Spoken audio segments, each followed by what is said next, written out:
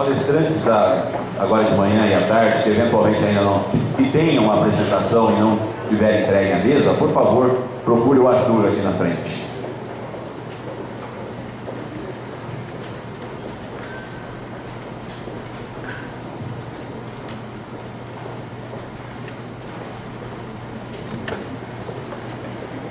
Dando continuidade aos nossos trabalhos e à nossa intensa agenda de hoje, sem mais delongas, eu gostaria de convidar para tomarmos assento Dr. Carlos Bocuí, presidente da PROAN.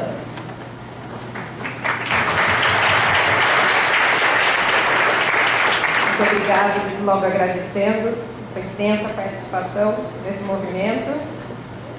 Dr. Álvaro Luiz Valery Mirra, juiz de Direito do Tribunal de Justiça do Estado de São Paulo e coordenador adjunto de Direito Urbanístico e Ambiental da Escola Paulista da Magistratura, também com os nossos convidados.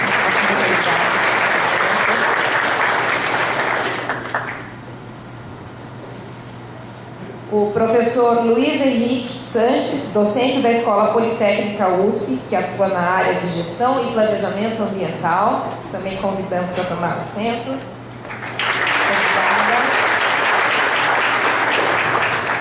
A jornalista da Rádio Vozes do Planeta e ex-apresentadora dos programas das emissoras Grupo Estado, Rádio Eldorado e Rádio Estadão, Paulina Chamorro.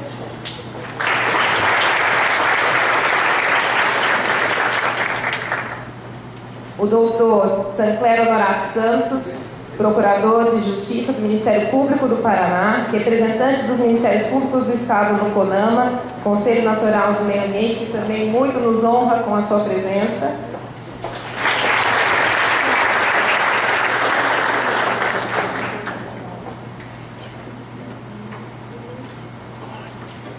Bom, convido todos então para tomarmos assento.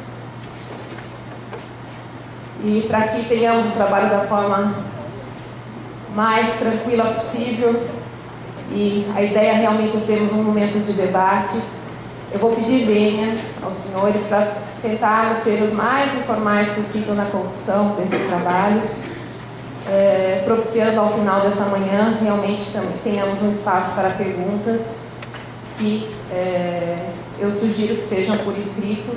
A equipe de organização está disponibilizando já os papéis para que sejam formulados os questionamentos. Eu gostaria, portanto, de passar a palavra. Eu acho que não teremos problema, talvez, de nos mantermos aqui por conta das apresentações, para os que tiverem, mas os que se sentirem mais confortáveis também sintam-se à vontade. Eu gostaria, então, de passar a palavra para o Dr. Álvaro Luiz Valery Mirra para suas considerações. Bom dia a todos. Inicialmente eu gostaria de agradecer a organização do evento, as pessoas do Dr. Ivan Carneiro Castanheiro e da doutora Alexandra Facioli Martins, pelo convite que me foi feito para participar deste seminário sobre licenciamento ambiental. E dizer que para mim é sempre uma grande honra, uma grande satisfação poder participar desses eventos que são promovidos pelo Ministério Público e hoje em parceria com a Exalc, para poder discutir, debater algumas questões relacionadas ao meio ambiente, no caso específico, ao licenciamento ambiental. Gostaria também de dizer que para mim é uma honra muito grande poder participar dessa mesa de trabalho, ao lado dos especialistas nessa matéria, o professor Carlos Bocuí, professor Luiz Henrique Sanches, jornalista Paulina Chamorro, doutor Sancler Honorato Santos. E gostaria também de cumprimentar a organização do evento, o Ministério Público do Estado de São Paulo, a Escola Superior do Ministério Público e a Escola Superior de Agronomia Luiz de Queiroz, pela organização de um evento tão importante para debater aí as propostas que vêm sendo feitas para a reforma do nosso sistema de licenciamento ambiental tem preocupado a todos, e essa reunião de duas instituições tão importantes me parece extremamente relevante para o avanço desses debates. Também gostaria de me desculpar antecipadamente pela necessidade de retirar logo a seguir, em função das minhas atividades profissionais de São Paulo como magistrado. Infelizmente não vou ter o privilégio de poder ouvir as intervenções dos demais colegas e participar dos debates. Mas, infelizmente, eu tenho essa limitação de tempo, a necessidade absoluta de 1h30 da tarde estar no fórum trabalhando. Os colegas do Ministério Público sabem bem como é isso. Então, eu me desculpo antecipadamente. Bem, a minha ideia aqui, com os colegas, é fazer uma análise mais de ordem geral a respeito das mudanças que vêm sendo propostas no sistema de licenciamento ambiental no Brasil e das consequências dessas mudanças, sem entrar então no exame propriamente dito de pontos específicos dos projetos de lei e projetos de resolução do CONAMA que hoje estão em discussão. Então, a minha ideia é fazer uma abordagem mais de ordem geral, evidentemente dentro do meu âmbito de formação, na área jurídica, e também procurando dar uma visão mais sobre a repercussão que isso pode ter na atividade judicial, em função da minha atuação como magistrado, que é uma preocupação que muitos têm, eu sei disso. O doutor Ivan, já na exposição dele, deixou indicado isso, e eu vou também insistir na repercussão que tudo isso pode ter na atividade judicial. E a primeira observação que me parece interessante de ser feita aqui é que essa ideia de alterar e de flexibilizar o sistema de licenciamento ambiental brasileiro, na verdade, é uma ideia bastante antiga. Quer dizer, não é uma novidade desses últimos projetos de lei ou projeto de resolução do CONAMA.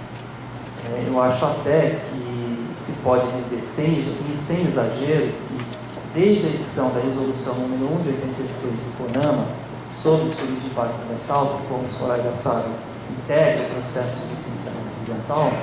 Então, desde a edição da resolução número 1 de 86 do CONAMA, vem existindo uma pressão mais ou menos ostensiva de reformar ou de flexibilizar o sistema de licenciamento ambiental em vigor no Brasil. Então, nesse sentido, o primeiro movimento que pode ser identificado nessa direção, a meu ver, ele diz respeito à admissão do poder dos órgãos ambientais de dispensar, por exemplo, a realização do estudo de impacto ambiental, mesmo para aquelas atividades que a própria resolução número 86 do CONAMA diz que devem se submeter ao estudo de impacto. Então, nesses casos, embora a interpretação resultante dos próprios termos da resolução número 1 de 86 do CONAMA indicasse a obrigatoriedade para os órgãos ambientais de exigir a realização do estudo de impacto ambiental para as atividades e para os empreendimentos que estão listados nessa resolução, o que se viu na sequência dos anos foi a admissão pura e simples da dispensa pelo poder público da exigência do estudo de impacto ambiental em relação a algumas dessas atividades listadas e em determinadas circunstâncias. E o resultado disso foi, sem dúvida nenhuma, o enfraquecimento do estudo de impacto ambiental e, por via de consequência, ou seja, por tabela, do próprio licenciamento ambiental. Paralelamente a esse movimento, o que se viu também ao longo dos anos foi o CONAMA adotar a prática de disciplinar, por resoluções específicas, o licenciamento de diversos empreendimentos potencialmente degradadores ou potencialmente impactantes, estabelecendo muitas vezes procedimentos simplificados e supostamente mais ágeis. E essa flexibilização, no mais das vezes, levou também ao enfraquecimento do controle sobre as atividades potencialmente degradadoras ou potencialmente impactantes, já que a simplificação do procedimento não raro implica a supressão de etapas da avaliação da lesividade dos empreendimentos, ela implica muito frequentemente a supressão da realização do estudo de impacto ambiental e também ela implica normalmente a supressão da participação do público nos processos decisórios, por exemplo, pela supressão da realização de audiências públicas. Esse aspecto, inclusive, vem sendo ressaltado pelo professor Paulo Afonso Leme Machado, que nos honra hoje com a sua presença aqui na manhã. O professor Paulo Afonso vem divertindo há muitos anos a respeito desses aspectos todos. E chegou-se até mesmo, na disciplina específica do licenciamento ambiental de determinadas atividades, chegou-se até mesmo à sofisticação de se criar uma distinção não autorizada pela Constituição Federal em empreendimentos de pequeno potencial de impacto ambiental ou causadores de impacto ambiental de pequeno porte e os demais empreendimentos, para o fim, então, de subtrair esses empreendimentos de pequeno potencial de impacto ambiental à realização do estudo de impacto. Esquecendo-se que, nos termos da Constituição Federal, deve-se submeter ao estudo de impacto ambiental todo e qualquer empreendimento potencialmente impactante. Pouco importa se o impacto ambiental ele é de pequeno ou grande porte, ou ele tem um potencial grande ou pequeno de causar significativa degradação ambiental. Ou seja, qualquer que seja o grau do impacto, havendo potencial de impacto ambiental, ele tem que se submeter ao estudo de impacto ambiental. O que a gente viu na sequência dos anos foram resoluções que fizeram essa discriminação para o fim de dispensar a realização do estudo de impacto ambiental. E o exemplo mais sugestivo, digamos assim, dessa modalidade de licenciamento especial foi aquele relacionado aos empreendimentos do setor elétrico, que inclusive havia sido editado em termos provisórios, em função da crise do setor elétrico naquela época, mas que acabou se tornando definitivo e acabou, inclusive, inspirando diversas outras disciplinas de licenciamentos ambientais específicos. Então, não é de estranhar, diante desse quadro, não é de estranhar que agora, mais uma vez, se pretenda flexibilizar ainda mais o sistema de licenciamento ambiental, aumentando então a liberdade do administrador público nessa matéria, ou seja, aumentando a discricionariedade administrativa e procurando simplificar cada vez mais o processo de licenciamento, o que vai resultar inevitavelmente a redução do controle, inclusive social, sobre as atividades potencialmente degradadoras. No fundo, é apenas mais um movimento importante, grave, mas é mais um movimento no sentido do relaxamento do controle sobre as atividades degradadoras de interesse privado e de interesse dos governos. Não necessariamente de interesse público, mas de interesse dos governos nessa matéria. Então, diante desse quadro, as questões que se põem, que eu gostaria de trazer para a consideração dos colegas, são as seguintes. Primeiro, é possível admitir, sob o ponto de vista do ordenamento jurídico em vigor, é possível admitir essas mudanças que vêm sendo propostas? Essa seria uma primeira indagação. E a segunda indagação seria qual a consequência prática dessas mudanças todas, se elas vierem a ser adotadas, especialmente partindo aqui da minha experiência na atividade judicial, sob a ótica da atividade judicial. Qual seria a consequência disso? Bom, do ponto de vista jurídico, eu peço licença para os colegas para entrar mais uma análise de ordem jurídica, me parece que é preciso lembrar, desde logo, que a Constituição de 88, no artigo 225 caput, ela estabeleceu o dever do poder público, também da coletividade, de defender e preservar o meio ambiente para gerações presentes e para gerações futuras também. Com isso, então, o Constituinte ele atribuiu ao Estado a incumbência de adotar uma série de ações e programas que, no seu conjunto, constituem a política ambiental do país. E que tem como um dos seus principais instrumentos, exatamente, o licenciamento ambiental. E o que se passou a entender é que, se a defesa do meio ambiente é um dever do Estado, a atividade dos órgãos estatais na sua promoção, ela é de natureza compulsória. Então, com isso, tornou-se viável em relação ao poder público a exigibilidade do exercício das competências ambientais e tornou-se viável também o controle do exercício dessas competências, para que as coletividades públicas não se omitam no dever de agir, ou quando agirem não atuem de forma insuficiente ou inadequada em termos de proteção ambiental, inclusive no que se refere à utilização adequada dos instrumentos previstos na legislação. Além disso, passou-se a considerar também que o texto constitucional, a partir da edição da Constituição de 88, ele consagrou o direito ao meio ambiente ecologicamente equilibrado como um direito humano fundamental. Ele é, todos sabem, essencial à sadia qualidade de vida de todos.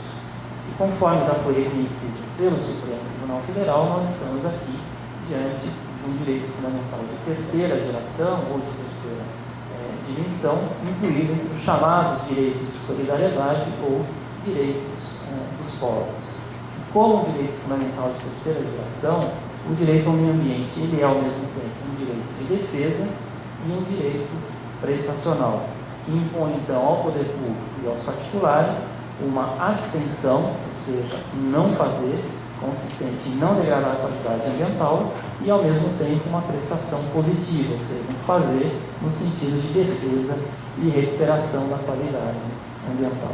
Ou seja, o que nos interessa aqui mais de perto é o direito ao meio ambiente, na condição de direito de defesa e de direito prestacional, ele seja para o poder público um dever de abstenção, quer dizer, um dever de não degradar a qualidade ambiental, e ao mesmo tempo um dever de prestação positiva, ou seja, um dever de defender o meio ambiente, inclusive e sobretudo utilizando adequadamente os instrumentos previstos para essa finalidade, e em caso de degradação, um dever de recuperar a qualidade ambiental.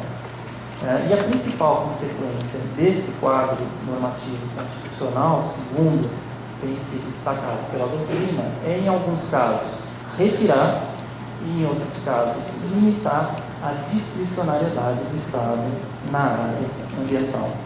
Ou seja, por força desse dever constitucional do poder público de proteger o meio ambiente, primeiro, não se admite que o Estado opte por não agir na defesa do meio ambiente. O poder público tem que sempre agir na defesa do meio ambiente. Segundo, não se admite que o Estado atue de maneira insuficiente na proteção do meio ambiente. Então, a proteção estatal ela deve ser adequada e eficiente.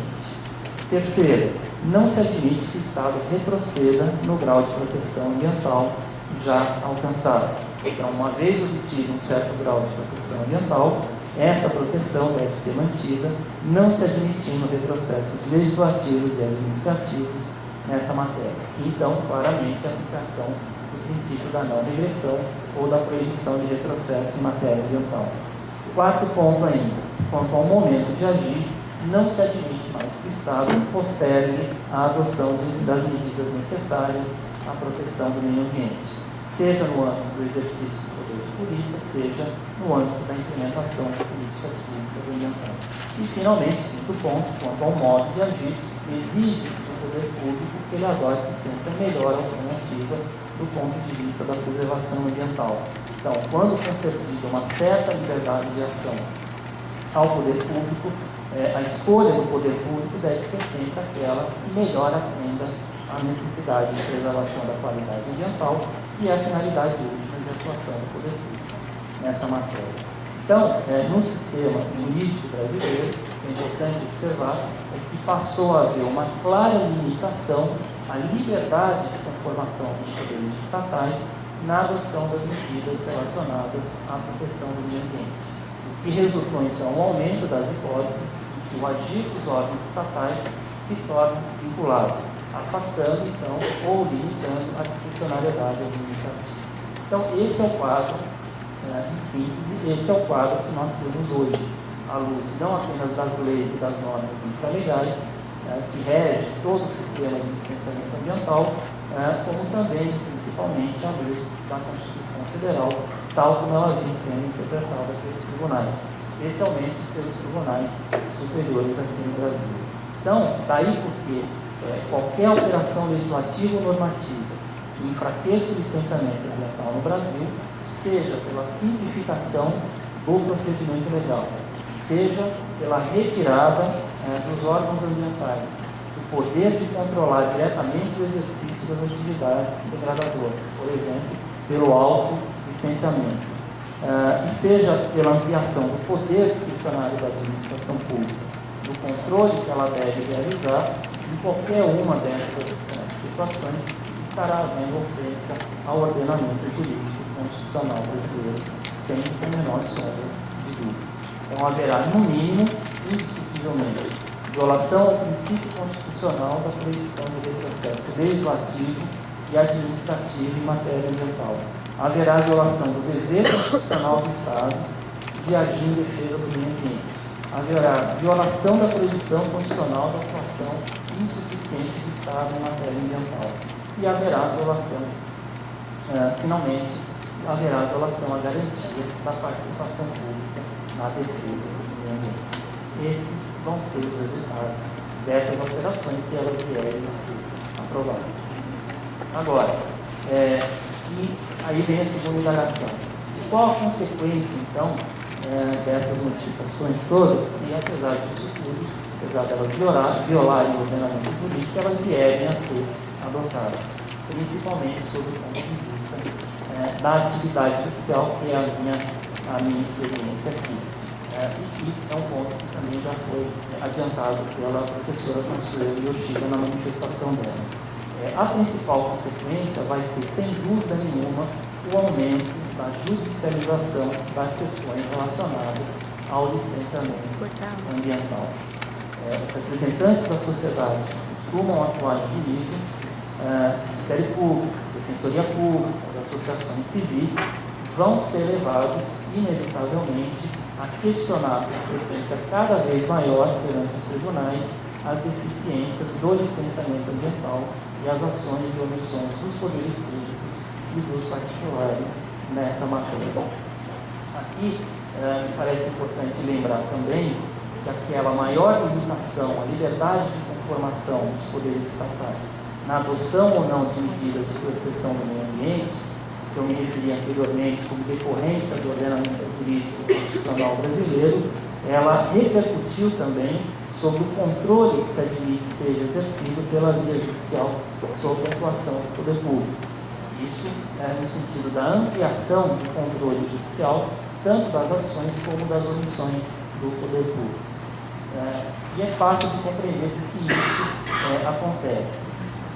Se retira ou se limita a liberdade do poder público quanto a agir ou não agir na defesa do meio ambiente, quanto ao momento em que ele deve agir e quanto ao modo de ação, aumenta, consequentemente, o espaço de controle da atuação do poder público, inclusive pela via judicial.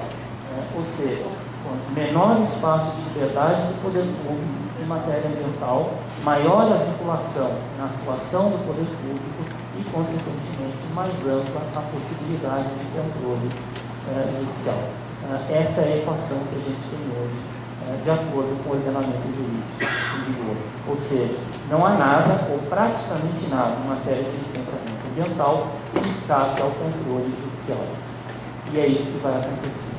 Então, daí, me parece ilusório imaginar que, enfraquecendo os controles inerentes ao licenciamento ambiental, aumentando a discricionariedade do administrador público, simplificando os procedimentos e subtraindo ou diminuindo a participação pública em todo o processo de licenciamento, se estaria reduzindo o espaço de controle pela via judicial das omissões e insuficiências na atuação do poder público. Bem ao contrário, estando esse mais amplo controle judicial previsto em normas constitucionais, o enfraquecimento do sistema de licenciamento só vai fazer que aumentem as hipóteses dos casos concretos de litígios judiciais, que vão ser, inevitavelmente, insisto nesse ponto, vão ser instaurados pelos entes representativos da sociedade civil, Ministério Público, Defensoria, associações civis, e no final das contas não convém ao poder público e nem aos empreendedores, já que todos sabem os entraves que todas as ações judiciais acarretam no desenvolvimento dos projetos. Então, para concluir, a solução evidentemente não é enfraquecer o sistema de licenciamento ambiental pela via de alterações legislativas. Bem ao contrário, a solução está em fortalecer o sistema de licenciamento ambiental e fortalecer também os órgãos ambientais, como já foi colocado aqui na mesa de abertura, a fim de que os órgãos ambientais eles possam cumprir o dever que eles têm de controlar as atividades potencialmente lesivas ao meio ambiente, evidentemente dentro de prazos adequados e sem atrasos justificados, mas sempre de acordo com os princípios da prevenção e da precaução e com a participação da sociedade. Do contrário, não há dúvida.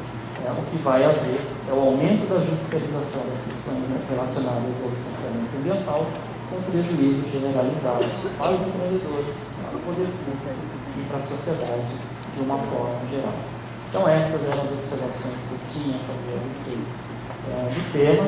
Gostaria de agradecer mais uma vez o honroso convite que foi feito, agradecer o privilégio de estar na mesa sob a presidência da doutora Alexandra Martins.